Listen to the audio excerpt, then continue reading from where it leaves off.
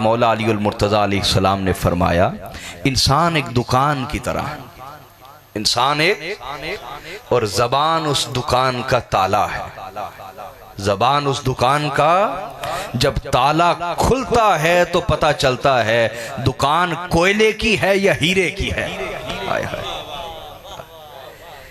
तो जो दावा कर दे मैं आलिम हूं वो सबसे बड़ा जाहिल है, वो सबसे बड़ा जाहिल, उसने कुछ पढ़ा ही नहीं, फिर सीखा ही नहीं कुछ।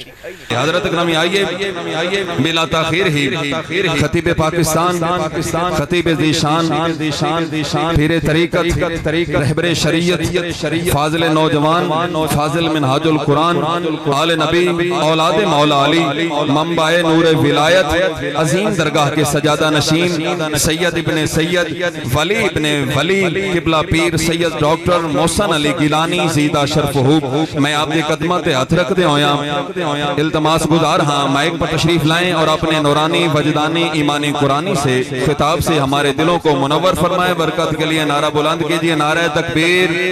अल्लाह ना तनो सलामत रखे, नारा तकबीर, नारा रिसालत, नारा रिसालत, नारा हैदरी, नारा हैदरी, नारा हैदरी, नारा गौसी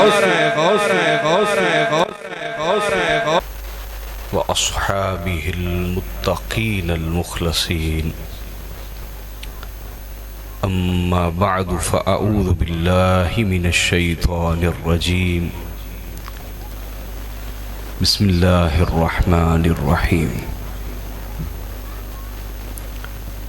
उदखुलू फिस्सिल्मि काफ़्फ़ा।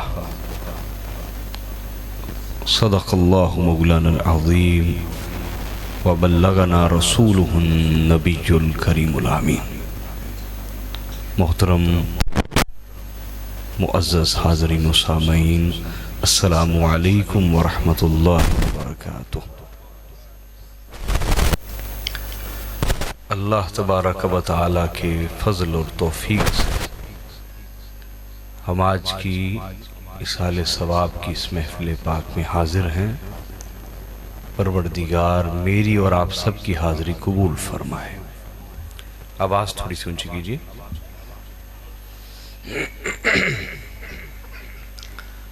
हाज़रीन मोहतरम, अल्लाह तबारक व तआला ने कुरान मजीद में वाज़े हुक्म दिया है, फरमाया उदखुलू फिस्सिल्मि काफ़्फ़ा।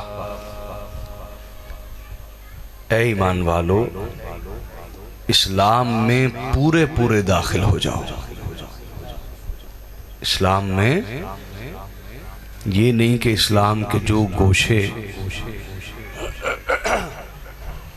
जो पहलू, जो अहकाम, जो हुक्म तुम्हारे मफादात के खिलाफ हों उनको तुम छोड़ दो, और जिनमें तुम्हारे मफादात हैं तुम उनको कबूल कर लो। ऐसा ना हो, बल्कि इस्लाम में पूरे पूरे दाखिल हो जाओ। इस्लाम में बोलिए। हाज़रीन, हमारा इस्लाम बुनियादी तौर पर 3 चीज़ों पे मुश्तमिल है। कितनी चीज़ों पे बोलिए? पहली चीज़ है अकीदा। क्या? अकीदा की जमा अकायद। पहला हिस्सा दीन का कौन सा है? बोलिए, अकायद। दूसरा है आमाल। दूसरा क्या है? और तीसरी चीज़ है अखलाक। इन तीनों को मिलाओ तो दीन इस्लाम बनता है। अकायद, आमाल और अखलाक।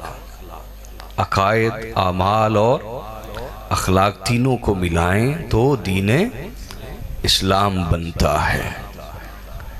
अकीदे की अब बहुत सी जहतें, सूरतें, सिमतें हैं, लेकिन आज का मौजू जो रखा गया है मैं उस हवाले से आपको अकीदा पर तरबियत दूंगा इंशाअल्लाह। अकीदा के हवाला से आज जो मौजू रखा गया है वो मोहब्बतो ताज़ीम अहले बैत रसूल है। जो मुझे मौजू दिया गया वो क्या है? मोहब्बत व ताज़ीम अहले बैत, रसूलुल्लाह के ख़ानदान की मोहब्बत, ख़ानदान रिसालत की मोहब्बत और ताज़ीम, ये आज का मौजू है अकीदा के एतबार से। तो थोड़ी सी हमारी गुफ्तगू इस पे होगी, थोड़ी सी अमल पे और थोड़ी सी अखलाक पे इंशाअल्लाह। तवज्जो है दोस्तों, अल्लाह आपको सलामत रखे। ये हदीस पे मेरी किताब है बाक़तुल अज़हार फ़ी मनाक़िब अहलिल बैतिल अतहार। जब मैं पीछे आया था तो इसका तारुफ दे के गया था, उस वक्त ये छपी नहीं थी। ये अहले बैत अतहार यानी हुजूर के घराने, हुजूर के ख़ानदान के फ़ज़ाइल, शानों अज़मतों पर मैंने 112 सही और हसन दर्जे की हदीस इसमें जमा की हैं। फिर उनकी मुख्तसर शरह भी लिखी है ताकि हदीस समझ आए। हदीस बोलिए समझ आए। और बहुत तफसील में नहीं गया ताकि तफसील में जाने से अक्सर इंसान ये भूल ही जाता है कि मैं क्या सीखने चला था और किधर चल पड़ा हूँ। तो बहुत तफसील भी नहीं है, मुख्तसरन हर हदीस की शरह है। तो ये किताब रसूलुल्लाह के ख़ानदान से मोहब्बत और आपकी नस्लों को हुजूर के घराने से मोहब्बत पर परवान चढ़ाने के लिए एक सिलेबस है। क्या है बोलिए? कि आप रोज़ाना अगर 10 मिनट दें, खुद उर्दू पढ़ना जानते हैं या आपके बेटों में से कोई जानता है या बेटियों में से कोई जानता है, उसे किताब दें, रोज़ाना बैठ जाएं, एक दुरूद पाक की तस्बीह पढ़ें और रोज़ाना इसमें से एक हदीस याद कर लें। जो बच्चा बच्ची उर्दू पढ़ना जानता है उन्हें कहें ये पढ़ के सुनाओ। इस तरह घरों में एक तरबियत का माहौल बनाया जाए। क्या बनाया जाए बोलिए?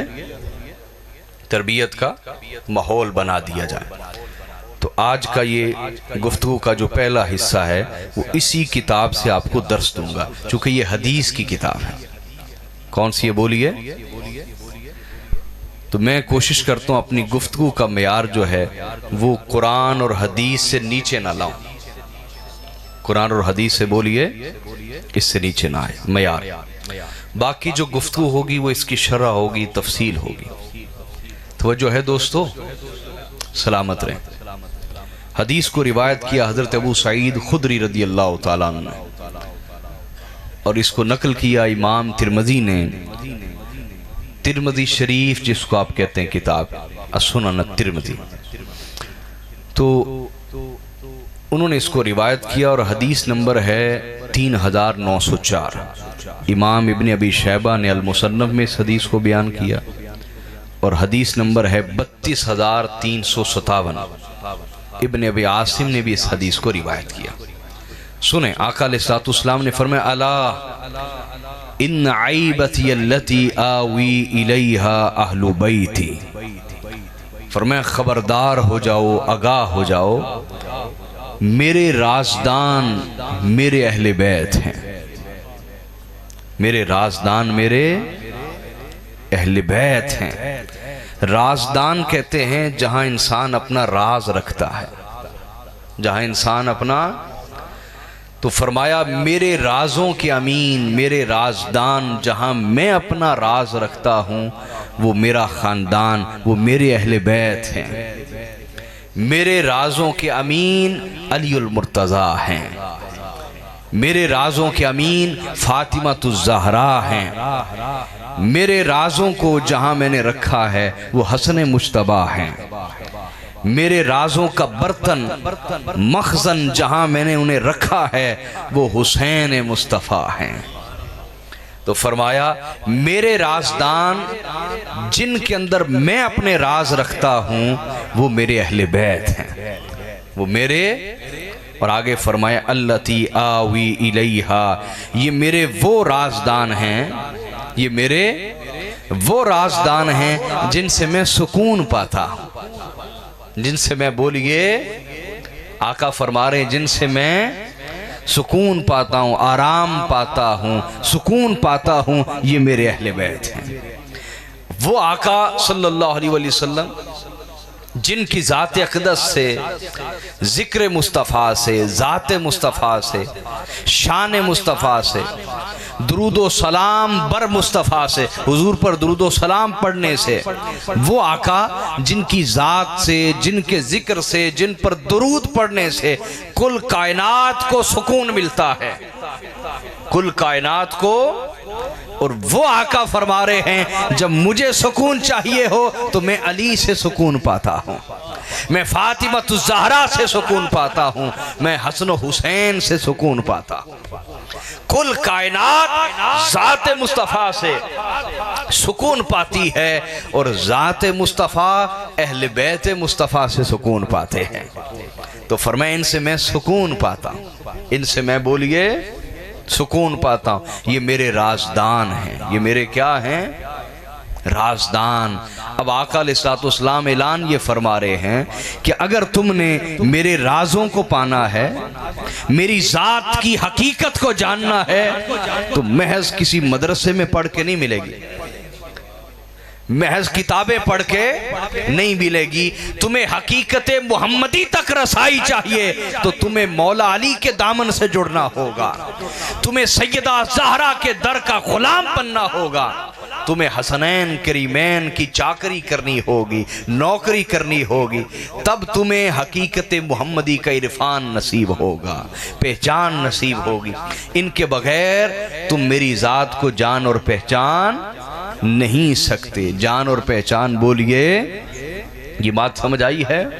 बोलिए ना हाजरीन, जरा तवज्जो करें मेरी तरफ। होना तो ये चाहिए था जिनसे आका सुकून पाते हैं, जिनसे आका उस मौला अली का जिक्र छिड़े तो हमें भी सुकून आए। होना तो ये चाहिए था कि जिस सैयदा ज़हरा से मेरे आका सुकून पाते हैं उनका जिक्र हो तो मोमिन को सुकून मिले, मुसलमान को हसनैन करीमैन जिनसे आका सुकून पाते हैं उनका जिक्र हो तो मोमिनों को, मुसलमानों को। ये किस तरह के मोमिन मार्केट में आ गए, ये किस तरह के मुसलमान मार्केट में आ गए। खुद को आलिम भी कहलाते हैं, मुफ्ती भी कहलाते हैं, अल्लामा भी, बड़े बड़े पीर भी कहलाते हैं, समझदार दानश्वर पढ़े लिखे लोग भी कहलाते हैं। उन्हें अहले बैत के दुश्मनों की बात करो तो सुकून मिलता है, जिनसे नबी सुकून पाते थे उनका जिक्र करो तो वो बेसुकून हो जाते हैं। वो क्या हो जाते हैं? तो कुछ दाल में काला है या नहीं है? बोलिए तो सही, दाल में कुछ काला है या नहीं फिर? और वो काला क्या है? वो निफाक है, वो मुनाफकत है। वो क्या है कि जिनसे आका सुकून पाएं, अगर ये मुनाफिक नहीं तो उनका जिक्र सुन के इसे भी सुकून मिलेगा। मौला अली का जिक्र हो तो जो वाकई मुसलमान है उसे सुकून मिल जाता है, सैयदा ज़हरा के जिक्र से सुकून मिल जाता है, इमाम हसन हुसैन के जिक्र से जो सच्चा मुसलमान है उसे सुकून मिल जाता है।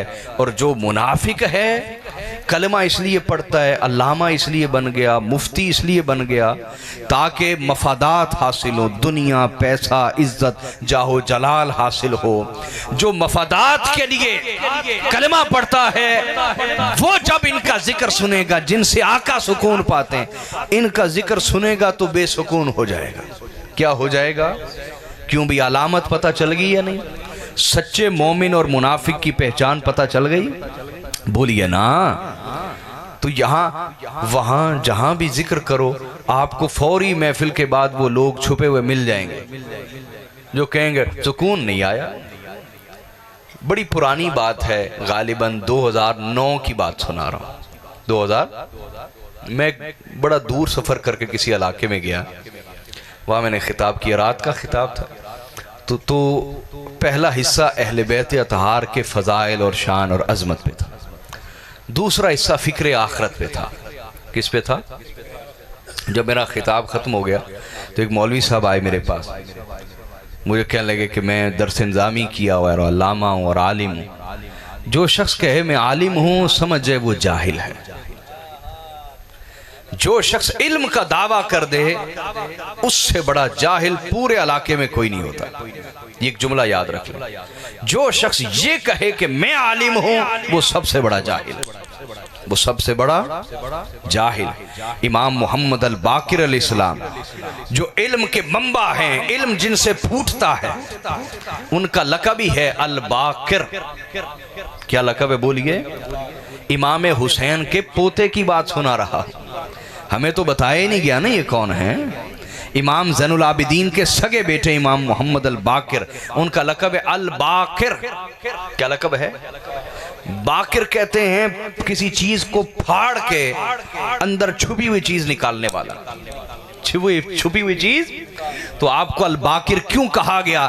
कि जितने भी उलूम थे, जितने भी मारिफ थे, फनून थे, हकीकतें थी, असरार थे, राज थे, आपने उनको फाड़ के उनकी हकीकतों को जाहिर फरमा दिया। हर इल्म की हकीकत जाहिर फरमा दी, हर हिकमत को जाहिर फरमा दिया, हर छुपे हुए सिर को, हर छुपे हुए राज को जाहिर कर दिया। इसलिए आपको कहा गया अल बाकिर। क्या कहा गया बोलिए?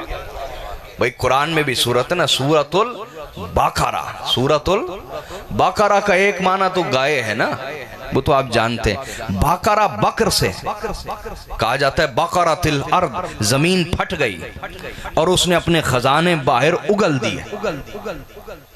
खजाने बाहर बोलिए बाकरा। इससे मतलब क्या? वो सूरत जो हर हकीकत को फाड़ के उसके अंदर छुपे हुए खजाने बाहर उगल दे, उसको सूरतुल बाकरा कहते हैं। क्या कहते हैं? सूरतुल। इससे मुराद सिर्फ गाय वाली सूरत ही नहीं, ये भी इसका माना है जो मैंने आपको बताया। आई बात समझ?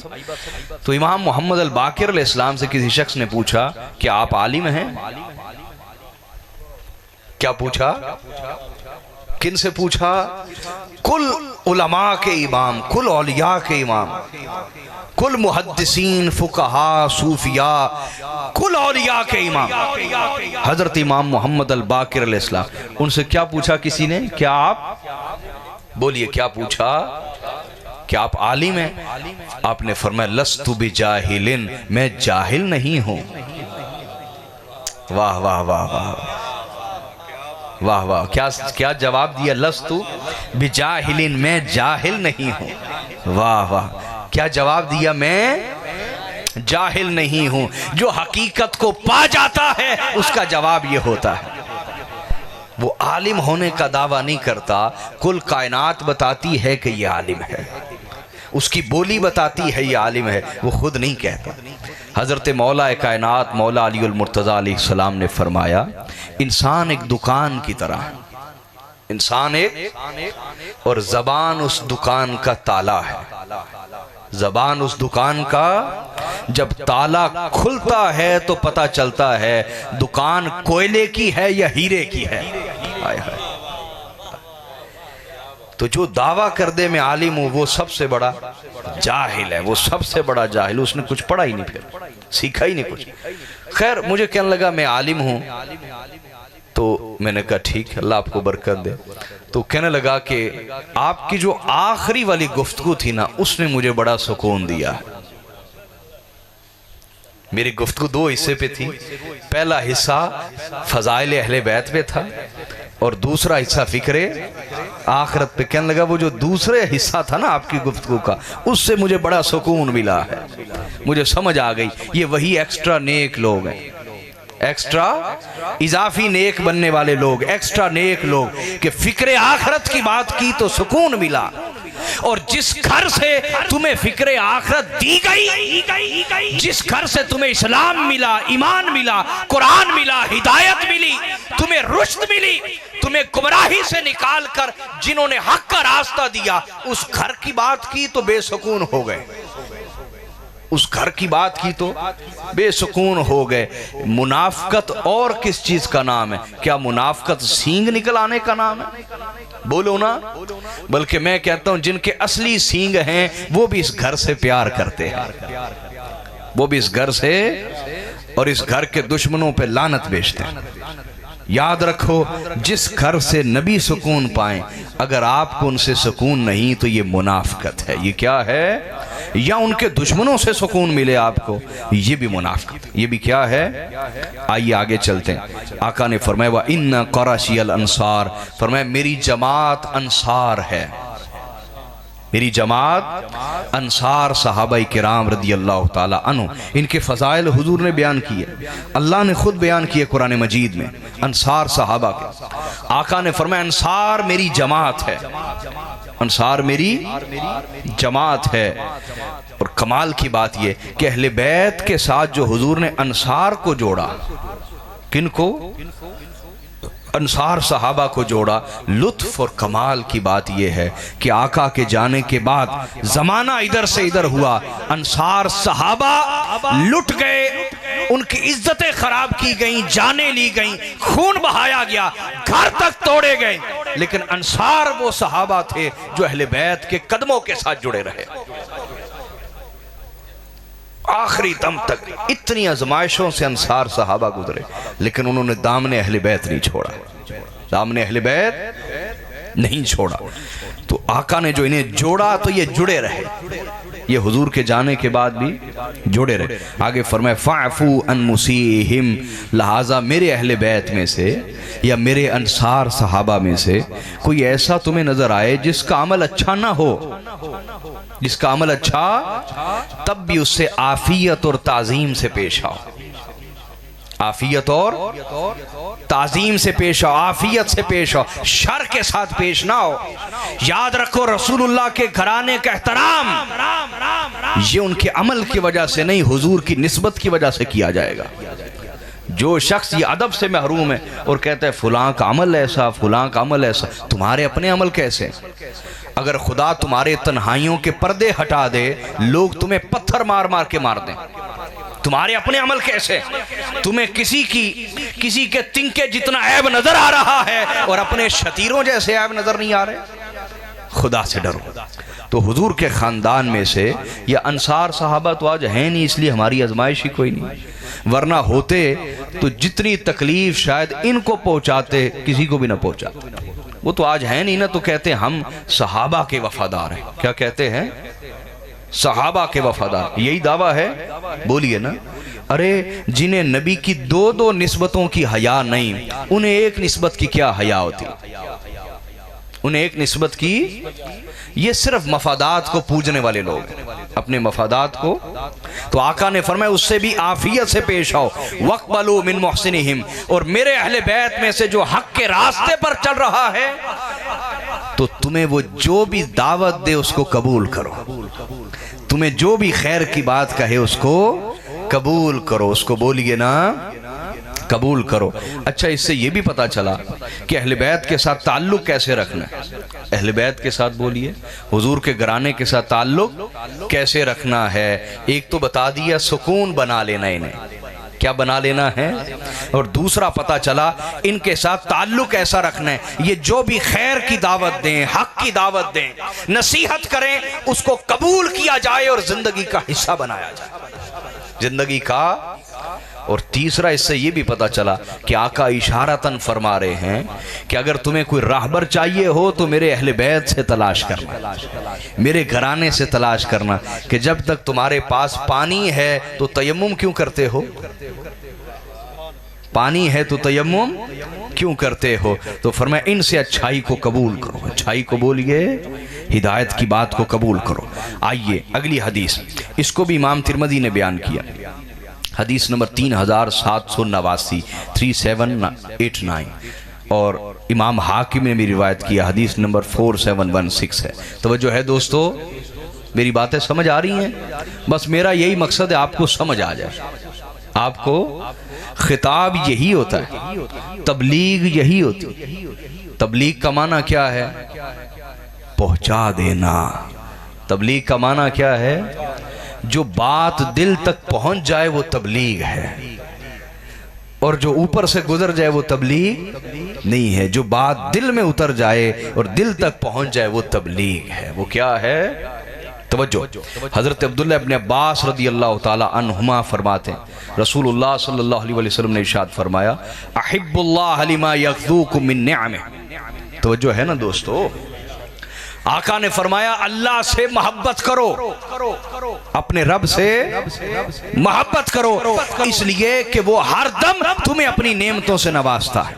अगर अल्लाह से मोहब्बत का कोई और सबब तुम्हें समझ नहीं भी आता, तब भी उसकी नेमतों को याद करते हुए उससे मोहब्बत करो। अल्लाह से, अल्लाह का जिक्र करो, उसकी किताब को पढ़ो, कुरान की तिलावत करो, अल्लाह को सजदा करो, उसके आगे झुक जाओ, उसको याद करो, उसका हुक्म मानो। क्यों? उसकी नेमतों को कम से कम याद करके कि आज मेरे पास जो कुछ भी है उसकी नेमत है, मेरा वजूद भी उसकी नेमत है, मेरा वजूद भी उसकी। तो फरमाया अल्लाह से मोहब्बत करो उन नेमतों के सबब जो वो तुम्हें अता करता है, जो वो तुम्हें बोलिए नारे रिसालत, नारे हैदरी, नारे गौसिया। तो फरमाया अल्लाह से मोहब्बत करो उन नेमतों की वजह से जो वो तुम्हें बोलिए ना अता करता है। फिर फरमाया व अहिब्बूनी बिहुब्बिल्लाह, फरमाया मुझसे मोहब्बत करो। क्या फरमाया? बोलिए, सब बोले ना।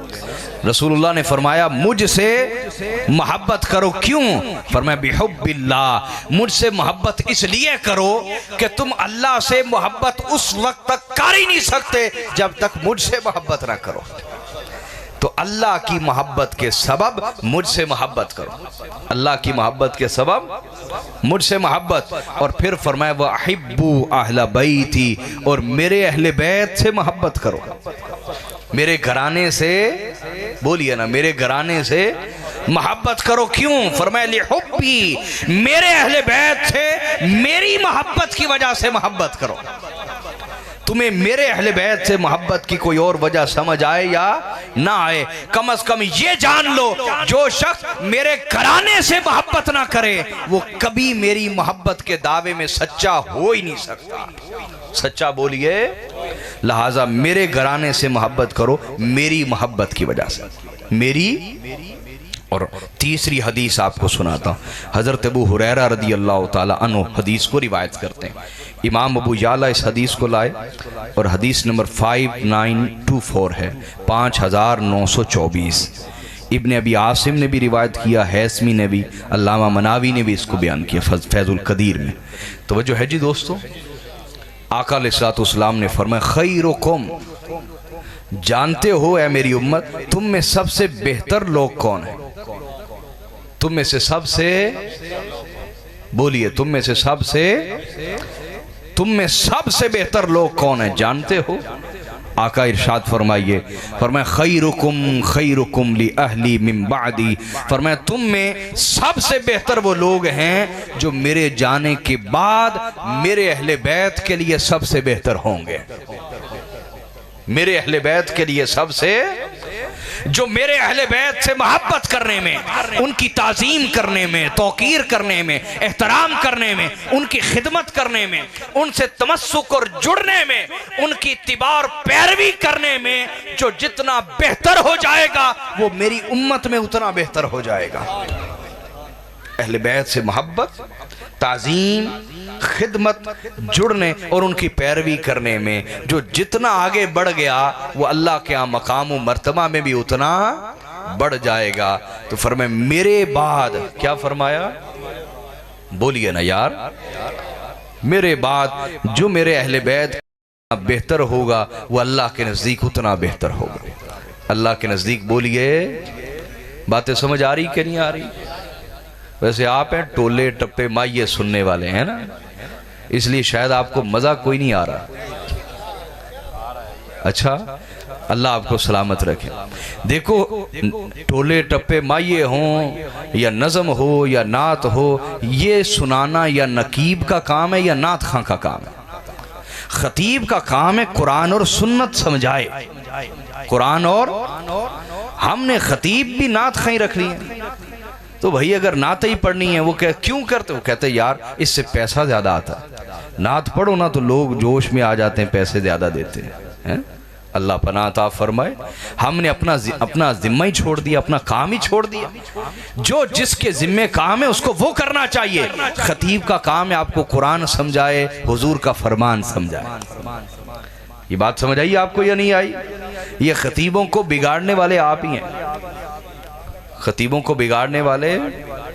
मैंने खतीब से कहा, मैंने कहा ये वाक़या आपने गलत सुनाया, तन्हाई में समझाया, सबके सामने नहीं। तो मैंने कहा यार तैयारी करके पढ़ के फिर लोगों को बताया करो। उन्होंने कहा शाह जी अगे केड़ा MA पढ़े बैठे होंगे ने, ये ना सुभान अल्लाह ही कहनी है, गलत सुना दो सही सुना दो। तो मुझे अफसोस हुआ उसके जुमले से। मैंने कहा नहीं, अवाम चाहे जाहिल बैठी हो या पढ़ी लिखी बैठी हो, हमें अपना फर्ज निभाना है, हमें अपना फर्ज, हमें अल्लाह के नजदीक मुजरिम नहीं बनना, हमेशा पढ़ के तैयारी करके लोगों के सामने गुफ्तगू करनी चाहिए। ये तो खैर जिम्मेदारी हुई ना, ये तो खयानत है। ये क्या है कि लोग आपको मिंबर पे बिठाएं और आप झूठ मूठ की बातें सुना के चले जाएं, और अवाम का क्या है, अवाम ने बस सुभान अल्लाह कहना।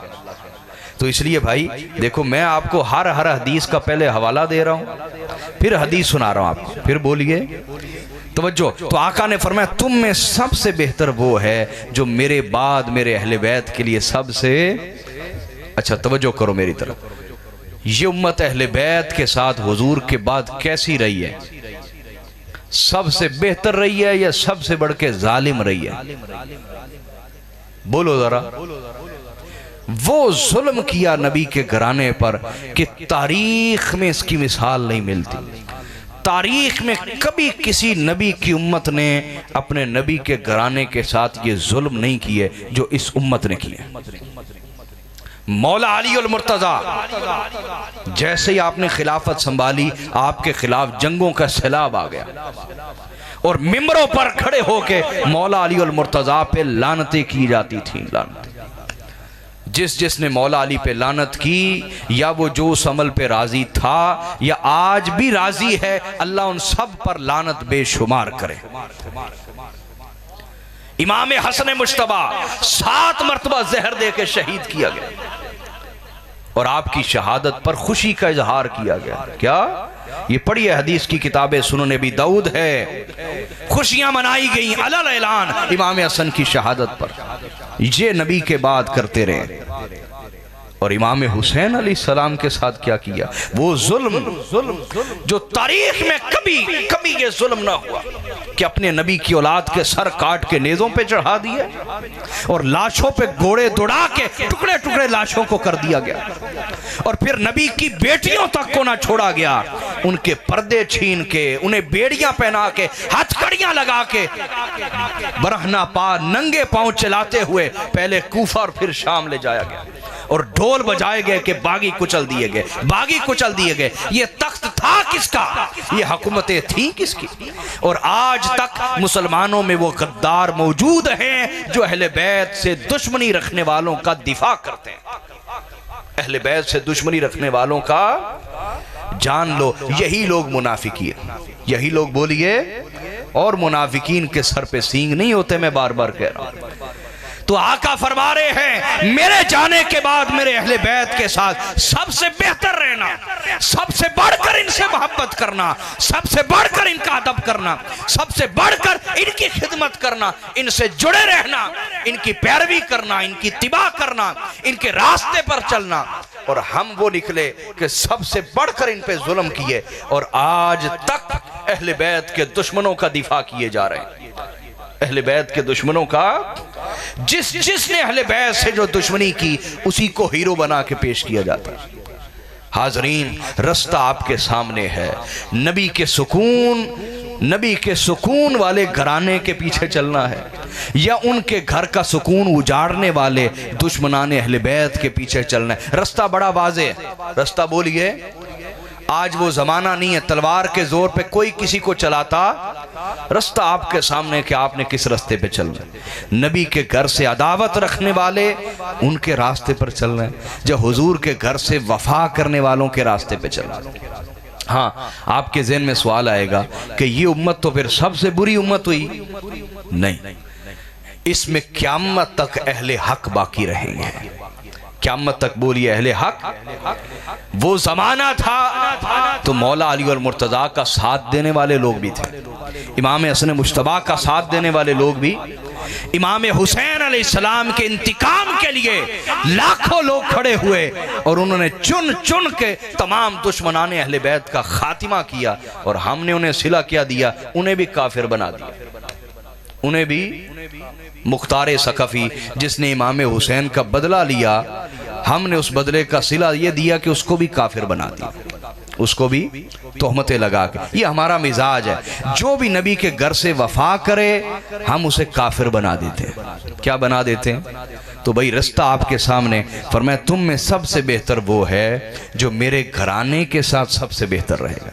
मेरे घराने के साथ बोलिए किन किन मामलात में, मोहब्बत में बोलिए, अदब में बोलिए ना, खिदमत में और इत्तिबा और पैरवी में। इत्तिबा और उनकी पैरवी करने में जो जितना आगे निकल जाएगा वो अल्लाह के नज़दीक उतना बेहतर हो जाएगा, उतना बोलिए। और फिर ये मोहब्बतें बोलिए, ये मोहब्बतें जिनका आका बार बार तकाजा कर रहे हैं, बार बार तकाजा कर रहे हैं, ये एक जगह तवाफ करती हैं।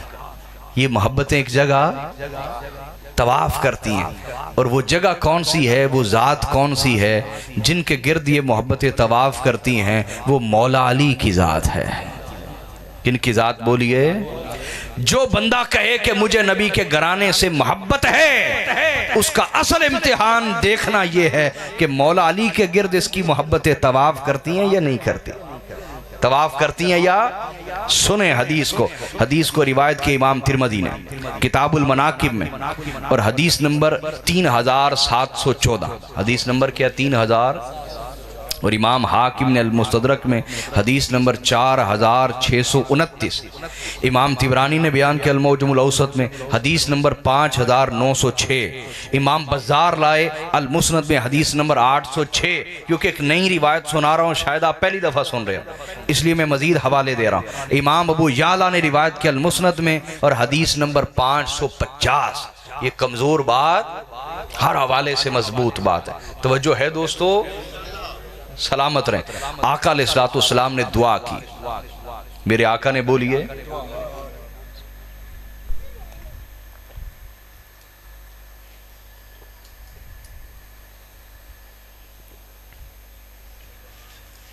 हुजूर अलैहिस्सलाम ने दुआ की। हुजूर ने क्या की?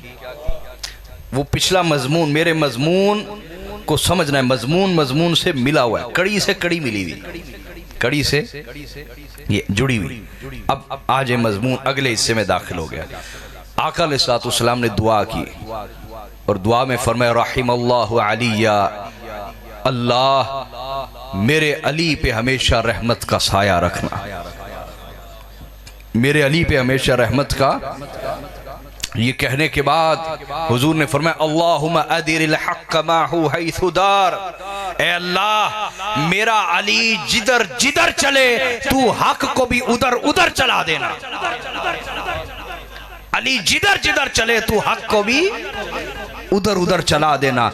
अली जिधर जिधर जाए तू हक को भी उधर उधर ही फेर देना, उधर उधर ही। हुजूर ने ये नहीं फरमाया अल्लाह जिधर हक हो अली को उधर चलाना, ये फरमाया, बल्कि यूं दुआ की अल्लाह जिधर मेरा अली जाए तो हक को भी उधर ही चला देना, हक को भी उधर चला देना। हक को भी बोलिए, जिधर अली जाए हक भी पीछे पीछे उन्हीं के जाए, किसी और गली में न जाए, हक उनके पीछे पीछे चले। हक बोलिए उनके।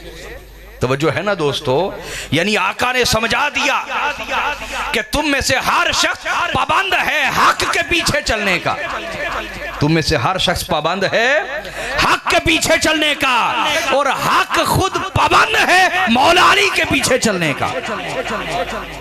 हक खुद पाबंद है अली के पीछे चलने का। तुम में से हर शख्स हक के पीछे चलने का पाबंद, और हक खुद मौला अली के पीछे चलने का पाबंद है। और तीसरी बात यहां समझाना चाहूंगा, तवज्जो है दोस्तों, या रसूल अल्लाह ये क्यों ना फरमाया अल्लाह जिधर हक चले अली को उधर चला देना, ये क्यों ना फरमाया? ये क्यों फरमाया अल्लाह जिधर जिधर अली चले हक को भी उसके पीछे पीछे चला देना? क्यों? तवज्जो है ना, बड़ी कीमती बात करने लगा, और मैं चोरी के नुक्ते नहीं बयान करता, इसलिए तवज्जो रखें। आका ने फरमाया, या अल्लाह, जिधर जिधर अली चले तू भी हक को उसके पीछे पीछे चला देना। वजह क्या?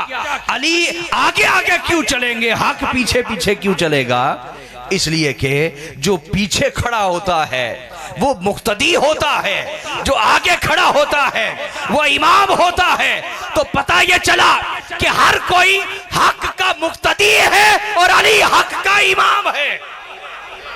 नाराए हैदरी, नाराए हैदरी, नाराए हैदरी।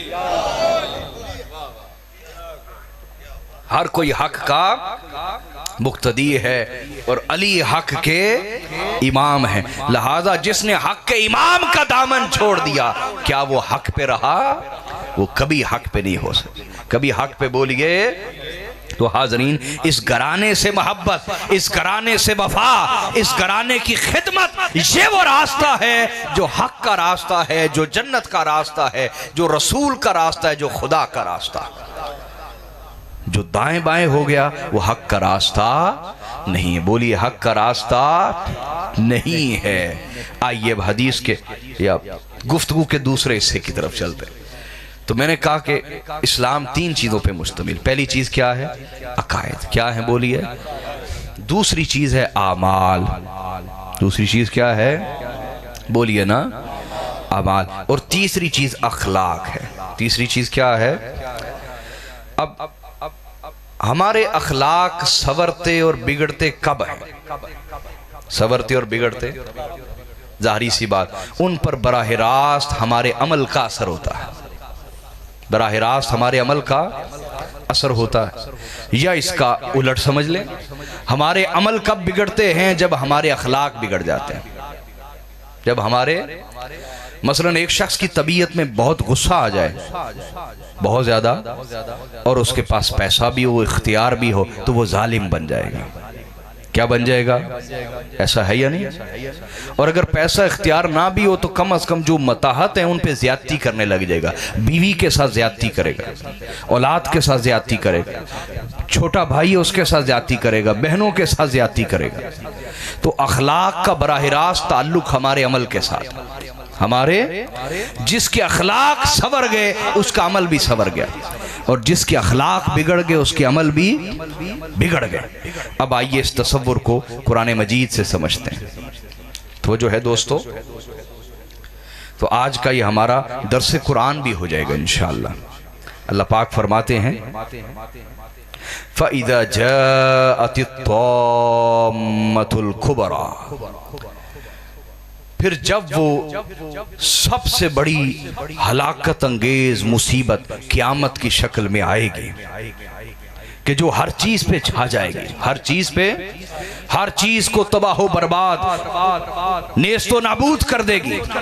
क़यामत हर एक का तकब्बुर भी तोड़ देगी। हर एक का बोलिए तकब्बुर तोड़ देगी, हर एक का गुरूर मार देगी, हर चीज को फना कर देगी क़यामत। और क़यामत 2 तरह की है। कितनी बोलिए? एक क़यामत कुबरा है जिसको कुरान ने यहाँ का अत्तामतुल कुबरा, बड़ी क़यामत। एक छोटी क़यामत भी है, एक बोलिए, और वो है मौत। वो क्या है? हम सारे बेबाक फिरते हैं, निडर हैं, कोई खुदा का खौफ नहीं, गुनाह करते वक्त भी नहीं, जुल्म करते वक्त भी नहीं, हक मारते वक्त भी नहीं, खयानत करते वक्त भी नहीं। और फिर गुनाह तो इंसान से हो जाता है, उसके बाद हमारा अमल क्या है? क्या हम रोते हैं? क्या हम तौबा करते हैं? अल्लाह के हुजूर सजदे में आंसू बहाते हैं? क्या खुद को दुरुस्त करने की कोशिश करते हैं?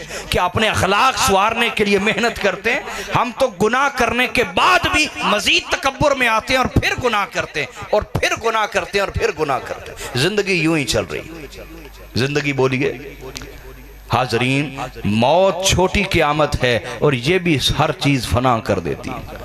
तकब्बुर भी गया, गुरूर भी गया, गफलत वो भी, और ऐश वो भी, दौलत वो भी, शोहरत वो भी, सब चीजें जहान ही बदल देती है, दुनिया ही बदल देती है। चाहे क़यामत छोटी हो, चाहे दोनों के आगे बस चलता आओ मैं आपको एक वाक़या सुनाता हूँ।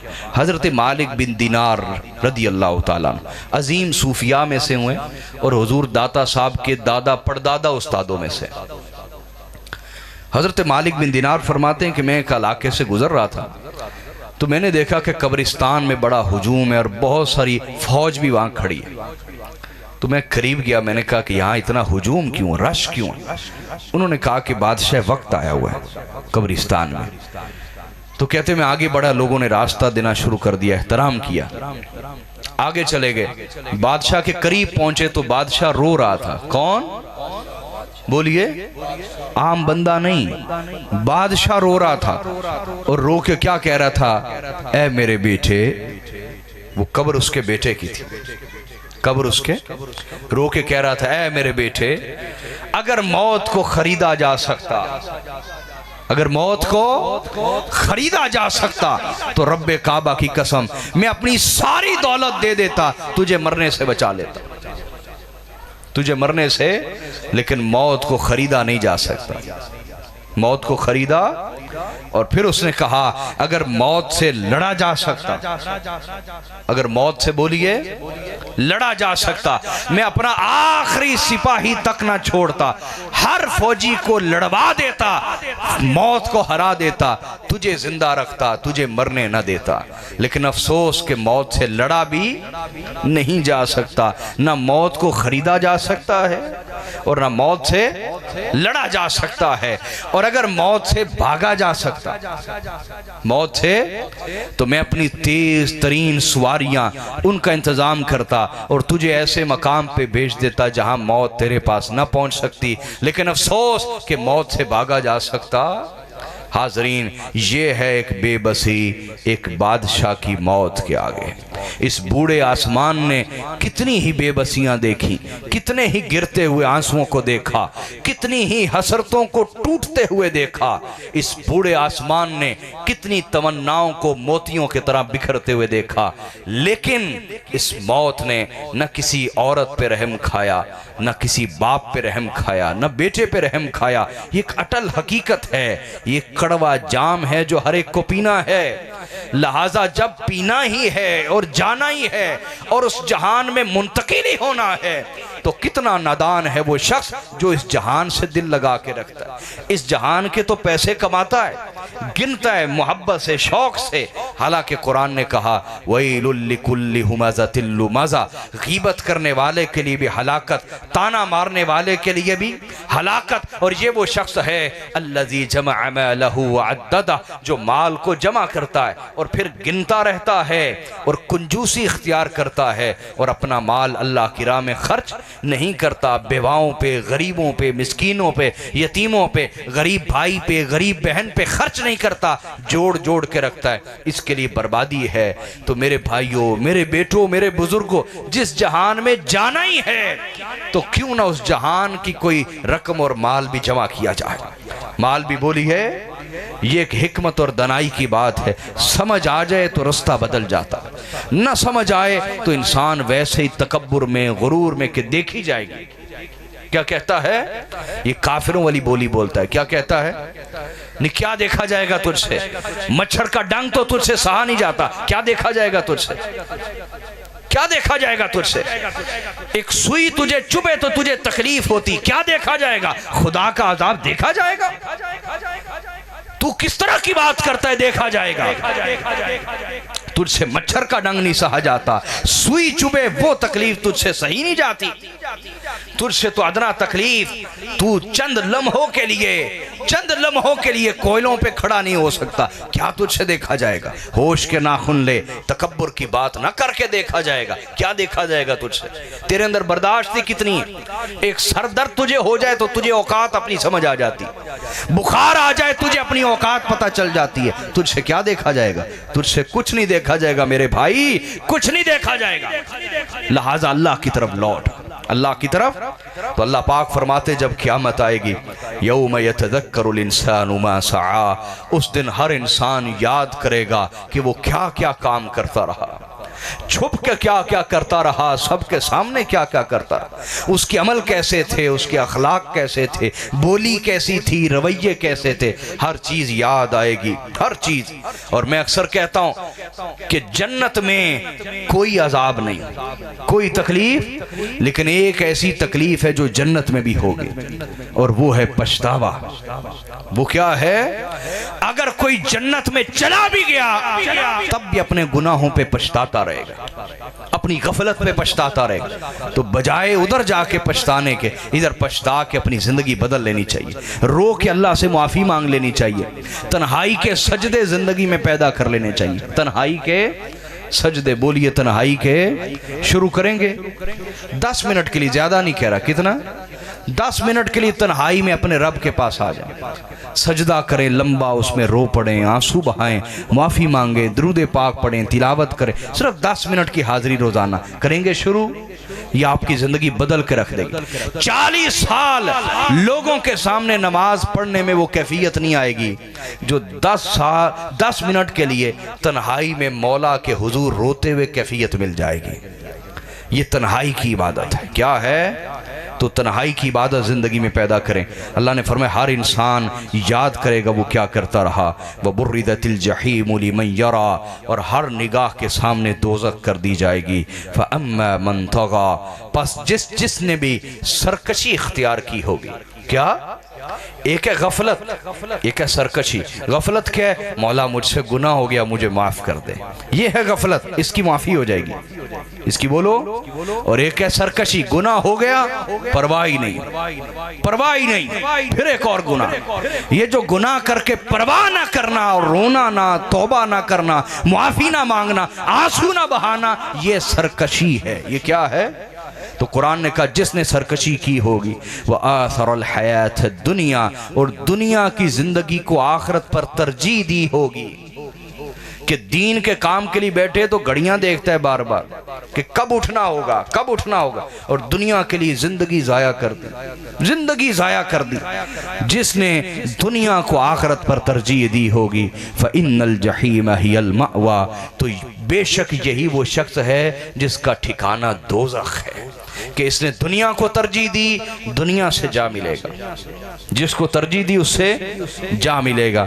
और आगे फरमाया हुआ अम्मा मन खौफ मक़ाम रब्बिही व नहन नफ्स अनिल हवा, और जो शख्स अपने रब के सामने खड़ा होने से डर गया कि मुझे अल्लाह के सामने खड़ा होके हिसाब देना है, अल्लाह के सामने खड़ा होके, जो अल्लाह के सामने खड़ा होने से डर गया, वनहन नफ्स अनिल हवा, और उसने अपने नफ्स को गुनाह करने से रोक लिया, अपने नफ्स को गुनाह करने से रोक लिया कि नफ्स तो गुनाह की ख्वाहिश करता है, सिर्फ इसलिए रोक लिया कि अल्लाह के सामने खड़ा होना है। क्या जवाब दूंगा? जिसने अपने नफ्स को गुनाह से रोक लिया, अल्लाह फरमाता है फ़इन्नल जन्नत हियल मअवा, यही वो शख्स है कि जन्नत जिसका ठिकाना है, जो अपने नफ्स को गुनाह से रोकता है। और अगर आप थके नहीं तो एक वाकया सुना दूं, बोलिए। इमाम शाफई का जमाना है, किसका? इसी आयत की तफसीर में सुनाने लगा, मौजू से नहीं हटूंगा, इसी आयत की तफसीर। इमाम शाफई रदी अल्लाह तआला का ज़माना है, और इमाम शाफई की उम्र है 13 साल। कितनी? उनके ज़माने में मसला ये दरपेश आया कि अब्बासी खलीफा बीवी से लड़ पड़ा, बीवी से। ये बीवियों के आगे बादशाहों की भी नहीं चलती, इसलिए भाई लड़ने की कोशिश ना किया करें। ये ऐसा मोर्चा है जहां आपने रहना भी इकट्ठा है, रहना भी बोलिए इकट्ठा है, लिहाजा सुलह सफाई से रहेंगे तो मोर्चे में अमन रहे, वरना जितनी भी फायरिंग कर लें रहना फिर भी इकट्ठा है। समझ आ रही है नहीं? इसलिए ये रिश्ता प्यार मोहब्बत से चलाएं, शफकत से चलाएं। बीवियां तो शफकत के लिए होती है, प्यार के लिए होती, मोहब्बत के लिए होती। कमजोर है ना आपसे, और अल्लाह ने आपको बड़ा बनाया है ना, तो बड़ा ये है कि आप मुआफ कर दें, बड़ापन ये है कि आप, और अगर आप बराबर का जवाब आगे से देते हैं तो आप घटिया हैं, आप छोटे बराबर का जवाब दें। समझ आ रही कि नहीं? वो जा रहा था ना, वो जा रहा था मंडी, सब्जी उसने ली तो एक बंदे से टकरा गया, उसने जोर के थप्पड़ मारा उसके मुंह पे। उसने कहा पलाओ भाई यार। वो दूसरों ने कहा पहलवान जी इन्हें क्यों छड़ दिता जाए? उन्हें कहा यार माड़ा है, माड़े ना ते लड़ाई नहीं ना बनती, माड़े ना लड़ाई थे नहीं बांधी ना, तो बड़ा पनिया बीवी को माफ कर दें क्या। और हुजूर नबी ने शफकत के लिए, शफकत मोहब्बत के लिए आका अलैहिस्सलाम ने आपकी जिंदगियों में जो हलाल किए वो इसलिए, एक सहाबी अज़वाज मुतहरात उनके ऊंट चला रहा था, उसने जरा भगा दिए, वो शेर पढ़ रहा था ना, शेर क्या पढ़ रहा था, तो शेर ऐसी चीज है कि बंदा मस्त हो जाता है और बंदे के साथ साथ ऊंट भी मस्त हो जाता है, शेर ऐसी चीज है। तो ऊंट हो गए मस्त, वो जरा तेज भागे, तो हुजूर ने फरमाया ये शीशे के बर्तन हैं कहीं टूट ना जाएं, आहिस्ता चलाओ शीशे के बर्तन कहीं टूट ना जाएं। तो आका ने इन्हें मोहब्बत से तशबीह दी, शफकत से प्यार से तशबीह दी कि ये शीशे के बर्तन हैं, शीशे के बोलिए कहीं टूट ना जाए, नाजुक हैं, प्यार से पेश आओ क्या। तो मैं ये अर्ज कर रहा हूं कि यहाँ फायरिंग करने की कोई जरूरत, क्योंकि रहना आपने एक मोर्चे में है ना, आपने सदा एक मोर्चे में, लिहाजा प्यार से रहे, अमन से रहे, पाकिस्तान हिंदुस्तान की जंग न बनाए, ठीक है। अब वो बादशाह लड़ पड़ा बीवी से, तो उसकी बीवी ने गुस्से में आके कह दिया तू तो है ही जहन्नमी, तू तो है ही, ये चला दो ना पंखा बेटा, पंखा, तू तो है ही, तवज्जो करे मेरी तरफ। अब वो खलीफा गुस्से में आ गया, खलीफा बोलिए, बड़ा दिलचस्प मौजू भी है और कुरान की तफसीर है, तवज्जो करो मेरी तरफ यार, मैंने बात खत्म कर देनी 5-6 मिनट में, तवज्जो मेरी तरफ। वो गुस्से में आ गया, कहने लगा अच्छा अगर मैं जन्नती नहीं तो तुझे तलाक है, अगर मैं जन्नती नहीं तो तुझे तलाक है। यहां बीवियों के लिए भी तंबीह है कि बीवी भी जबान को काबू में रखे, कि मर्द है गुस्से में आके अपना भी नुकसान करेगा और तुम्हारा भी नुकसान करेगा, लिहाजा जबान को काबू में रखना चाहिए। उसने कहा अगर मैं जन्नती नहीं तो तुझे तलाक है, तलाक तलाक तलाक उतरा। बीवी ने कहा ये क्या कह दिया तुमने। अब जब होश आई तो सोचने लगा वाकई मैं क्या कह बैठा। अब उसने बुलाया उलमा को, कहा हाँ क्या बना, मेरी बीवी को तलाक तो नहीं हो गई, तलाक तो नहीं हो गई। उन्होंने कहा भाई हमारे पास तो कोई पैमाना ही नहीं, हम कैसे बताएं तू जन्नती है या दोज़खी है। तूने कहा अगर मैं जन्नती नहीं तो तुझे तलाक है। समझ आ रही बात की या नहीं, बोलिए तो सही। इस पर 3 दिन बगदाद के बड़े बड़े उलमा, मुफ्ती, मशाइख इकट्ठे होते रहे, बहस होती रही, किसी नतीजे पे मसला न पहुंचा। जब ना पहुंचा तो इमाम शाफई भी मजमे में शामिल थे, इमाम शाफई भी मजमे में, और उम्र मुबारक कितनी थी 13 साल, कितनी, खड़े हो गए, कहने लगे मैं इसका जवाब दे सकता हूं, मैं इसका जवाब। वो बड़े बड़े उलमा उन्होंने कहा हमने उम्रें लगा दी, हमें जवाब नहीं आया है, निक्का जा बाल की जवाब देगा है? तो बादशाह ने कहा ठहरो, इल्म अल्लाह की अता है, इल्म अल्लाह की, ये काले बाल और सफेद बालों के साथ ताल्लुक नहीं रखता, इल्म अल्लाह की अता है, अल्लाह की अता के साथ ताल्लुक रखता है। हट जाओ, बच्चे को आने दो आगे। इमाम शाफी आगे बढ़े, उसने पूछा कि हाँ इसका क्या जवाब है, मुझे कैसे पता चलेगा मैं जन्नती हूं या दोज़खी हूं। उसने कहा बादशाह सलामत, जिंदगी में कोई ऐसा मौका आया हो जब आप गुनाह करने की पूरी ताकत रखते हो फिर भी आपने ना किया और आप अल्लाह से डर गए हो, आप अल्लाह से।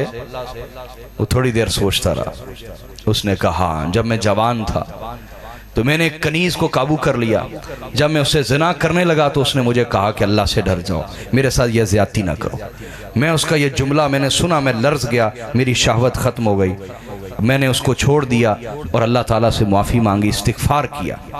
ये मेरी ज़िंदगी में एक वाक़या आया कि मैं उसके साथ बदकारी जिना कर सकता था, लेकिन मैंने सिर्फ अल्लाह के सामने खड़ा होने से डर गया और उसको छोड़ दिया और गुनाह ना किया। इमाम शाफी ने फरमाया मेरा फतवा ये है कि आपकी तलाक नहीं हुई, आपकी तलाक। उलमा ने कहा दलील क्या है, कहा दलील कुरान है, कुरान कहता है वनहन नफ्स अनिल हवा व अम्मा मन खाफा मकाम रब्बिही वनहन नफ्स अनिल हवा। जो अल्लाह के सामने खड़ा होकर हिसाब देने से डर गया और उसने अपने नफ्स को गुनाह करने से रोक लिया, यही वो शख्स है जिसका ठिकाना जन्नत है, जिसका ठिकाना। तो कहा आप जन्नती, आपकी बीवी को तलाक नहीं हुई। तो हाजरीन ये इसमें कहानी में जहां दर्स है वहां सबक भी है। हम भी बहुत सारी जगहों पे गुनाह की ताकत रखते हैं, लेकिन हमें ज़िंदगी में ये हाल पैदा करना है कि अल्लाह से डर जाएं और उस मकाम से पीछे हट जाएं। उस मकाम से बोलिए अल्लाह पाक हमारी ज़िंदगी पकीज़ा फरमा दे, अल्लाह अपना इश्क अता फरमाए, अपने रसूल का इश्क, हुजूर की आल औलाद, हुजूर के घराने का इश्क अता फरमाए, हुजूर के खुलाफाए राशिदीन अंसार व मुहाजिरीन का अदब अल्लाह अता फरमाए, औलिया व सालिहीन का अल्लाह अदब अता फरमाए। वस्सलामु अलैकुम व रहमतुल्लाह। एक दफ़ा हम शीतिंदा कुल शरीफ पढ़ के मेरे मिलकर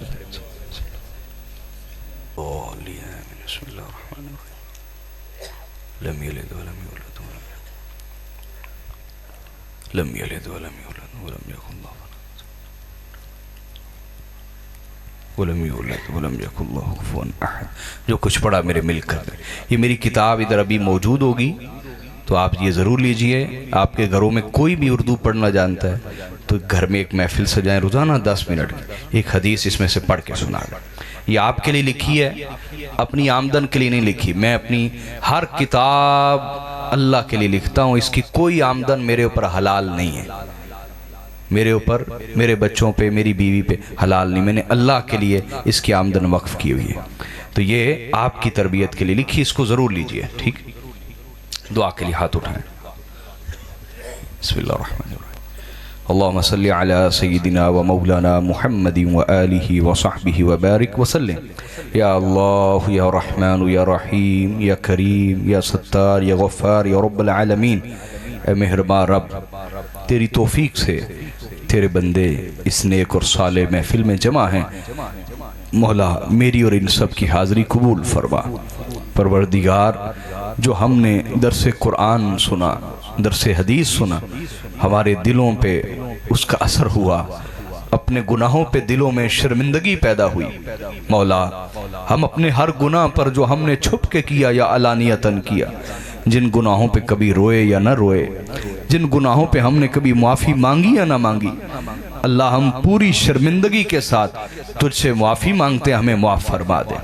अल्लाह हमें पकीज़ा ज़िंदगी अता फरमा, पकीज़ा दिल अता फरमा, पकीज़ा निगाह अता फरमा, पकीज़ा सोच अता फरमा, पकीज़ा किरदार अता फरमा। अल्लाह हमारा दिल हमारी ज़बान से ज़्यादा नेक बना दे। अल्लाह हमारा दिल हमारी ज़बान से ज़्यादा नेक बना दे। अल्लाह हमारी तन्हाई हमारी महफिल से ज़्यादा नेक बना दे।